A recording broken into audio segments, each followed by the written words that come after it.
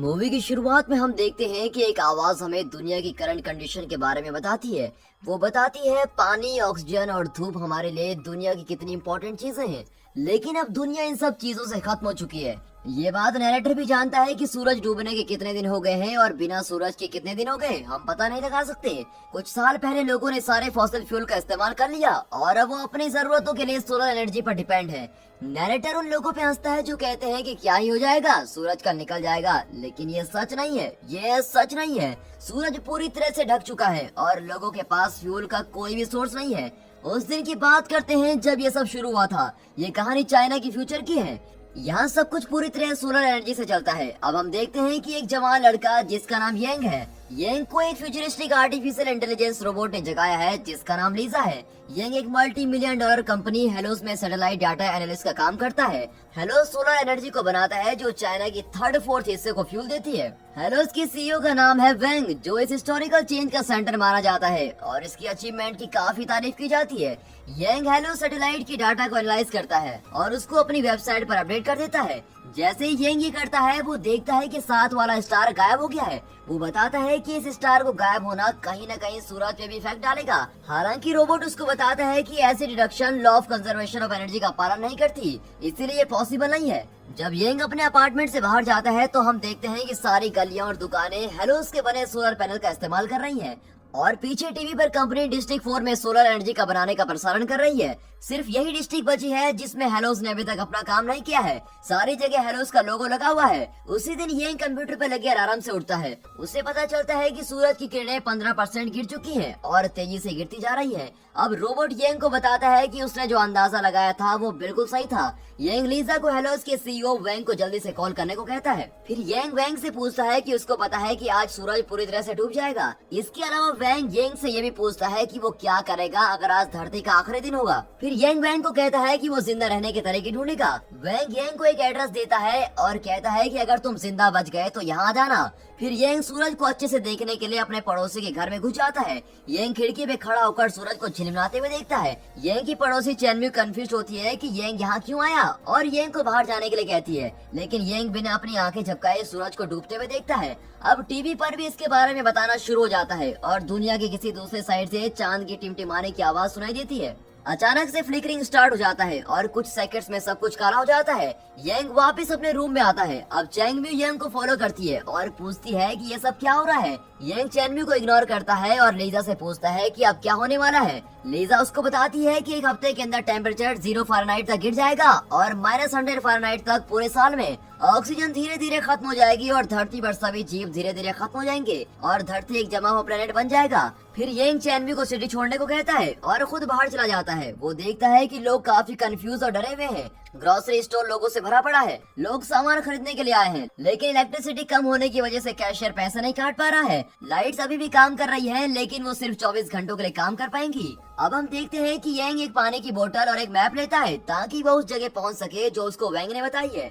Young एक अंधेरी गली से गुजरता है और यहाँ लुटेरे उसको मारते हैं, जिसकी वजह से येंग की टांग पर चोट लग जाती है और वो बेहोश हो जाता है। अब लुटेरे उसके सारे पैसे ले लेते हैं। येंग जब उठता है तो लीजा उसे बताती है कि वो 12 घंटे और 18 मिनट के लिए सोया था। येंग जल्दी से अपने घर की तरफ भागता है और अपने कुछ कपड़े और इंस्टेंट नूडल पैक करता है। चैनम्यू उसके घर के दरवाजे पर खड़े होकर येंग से हेल्प मांगती है ताकि वो अपने पेरेंट्स तक पहुंच सके, लेकिन येंग चैनम्यू को कहता है कि ऐसा कोई तरीका नहीं है जिससे मैं तुम्हारी हेल्प कर सकूं और चैनम्यू को दूर जाने के लिए कहता है। इतने मुश्किल वक्त में येंग चैनम्यू की हेल्प करने से मना कर देता है और उसको दूर जाने को बोलता है। अगर आप येंग की जगह होते तो आप क्या करते, कमेंट्स में जरूर बताना। जब चैनम्यू येंग को बताती है कि उसके पास कार है, तब वो दोनों डिसाइड करते हैं कि वो एक साथ ट्रैवल करेंगे। अब सफर शुरू करने से पहले चैनम्यू येंग से एक प्रॉमिस करती है कि वो सीईओ वेंग से मिलने के बाद उसको उसके पेरेंट्स के घर छोड़ देगा। फिर वो दोनों वहाँ से निकल जाते हैं और आगे जाकर एक लंबे से ट्रैफिक में फंस जाते हैं। फिर चैनम्यू वॉशरूम जाने के लिए कार से उतरती है और येंग के पास काफी अच्छा मौका होता है कि वो चैनम्यू को छोड़कर चला जाए,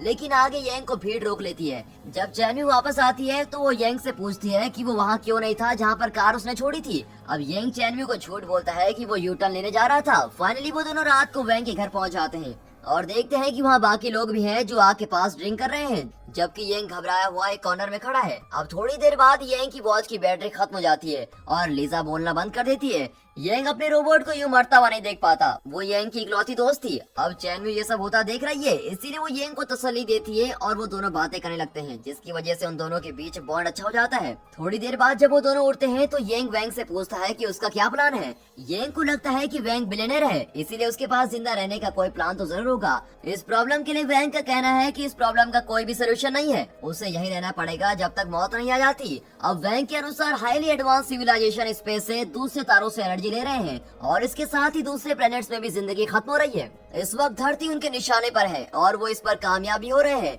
सोलर सिस्टम के सेंटर में एक वर्म होल बनाया गया है और ग्रेविटी की कमी की वजह से धरती के साथ बाकी सभी प्लैनेट्स भी खत्म हो जाएंगे। अब आखिर में वैंग येंग को डिस्ट्रिक्ट 4 में जाने को कहता है और कहता है कि अगर उसको सच में जिंदा रहना है तो वहाँ उसे जरूर जाना चाहिए। जब चैनवी उठ जाती है तो वो दोनों अपना सफर शुरू करते हैं। अब टेम्परेचर तेजी से गिरने लगता है और येंग की बोतल भी जम चुकी है।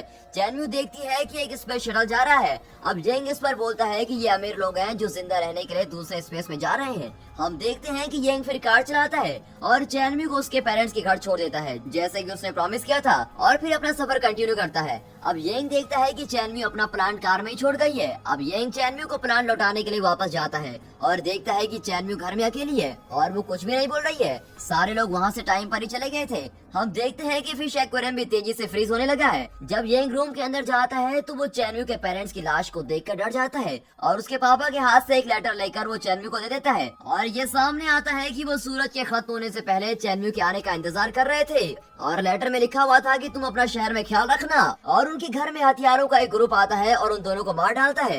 ये पढ़कर चैनवी टूट जाती है और तुरंत रोने लगती है। अब येंग उसको बोलता है कि वो भी एक अनाथ है और ये भी नहीं जानता कि उसके पेरेंट्स कौन है। येंग चैनवी के साथ डिस्ट्रिक्ट 4 में जाने का प्लान बनाता है। अब हम देखते हैं कि वो दोनों अपना सफर शुरू करते हैं। थोड़ी देर बाद जब वो डिस्ट्रिक्ट 3 में पहुंचते हैं तो उनको पता चलता है कि मैप उनको गलत रास्ते में ले आया है। अब उनकी कार की बैटरी खत्म हो रही है, इसलिए वो थोड़ा आगे चलकर घर ढूंढने की कोशिश करते हैं जहां उन्हें इलेक्ट्रिसिटी मिल सके। जब वो उस घर में जाते हैं तो एक ओल्ड कपल उनका वेलकम करते हैं और कहते हैं कि उनके पास इलेक्ट्रिसिटी है जो उन्होंने कोल से निकाली है। हालांकि वो औरत चैनवी को वॉशरूम में बंद कर देती है और येंग से कार की चाबी छीन लेती है। वो उनसे माफी मांगते हैं और वहाँ से कार लेकर भाग जाते हैं। अब चैनवी और येंग काफी परेशान हो जाते हैं। वो लोग डिस्ट्रिक्ट 4 के काफी करीब थे, लेकिन येंग की पैर की चोट काफी खराब हो चुकी है और इसीलिए वो चल भी नहीं पा रहा है। अब येंग चैनवी से कहता है कि वो अकेले वहाँ चले जाए, लेकिन चैनवी उसको मना कर देती है। चैनवी येंग को अकेला नहीं छोड़ना चाहती।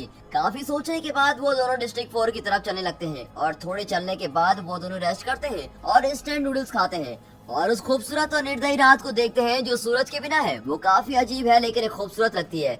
जब वो शहर के रास्ते में पहुंचते हैं तो उनको उनकी कार रोड के साइड में खड़ी मिलती है, लेकिन उसके साथ माइन वर्कर्स का एक ग्रुप उनका वेट कर रहा होता है। अब चैनवी को बचाने के लिए येंग खुद उनके पास चला जाता है। वो लोग येंग को उनके हेडक्वार्टर लेके जाते हैं और येंग को कोल निकालने के लिए एक माइन वर्कर के रूप में रख लेते हैं। हालांकि चैनवी हार नहीं मानती और पीपर स्प्रे की हेल्प से येंग को वहाँ से निकाले जाती है। चैनवी येंग को वहाँ से निकालने में कामयाब हो जाती है, लेकिन इसी दौरान येंग को गोली लग जाती है। जब वो दोनों वापस आते हैं तो चैनवी डिस्ट्रिक्ट 4 पर जाने के लिए पूरी स्पीड से कार चलाती है ताकि वो येंग को बचा सके। अब चैनवी डिस्ट्रिक्ट 4 की एंट्रेंस पर कार रोकती है। येंग को रियलाइज होता है कि वो जगह जियोथर्मल एनर्जी है जो उनको बचा सकती है। वो अपना सफर शुरू करते हैं और देखते हैं कि कार की खिड़कियां और रास्ते भी जाम होना शुरू हो गए हैं। अब उनके पास ज्यादा टाइम नहीं है और वैसे उनकी कार की बैटरी भी खत्म हो जाती है और कार रुक जाती है। अब उनके पास कोई भी तरीका नहीं है, इसलिए वो दोनों कार की बैक सीट पर एक दूसरे के हाथ पकड़कर बैठ जाते हैं और कार से एक ऑटोमेटेड आवाज आती है कि वो दोनों अपनी लाइफ की आखिरी मोमेंट जी रहे हैं। थोड़ी देर बाद चैनवी येंग को पुकारती है, लेकिन येंग कोई आंसर नहीं करता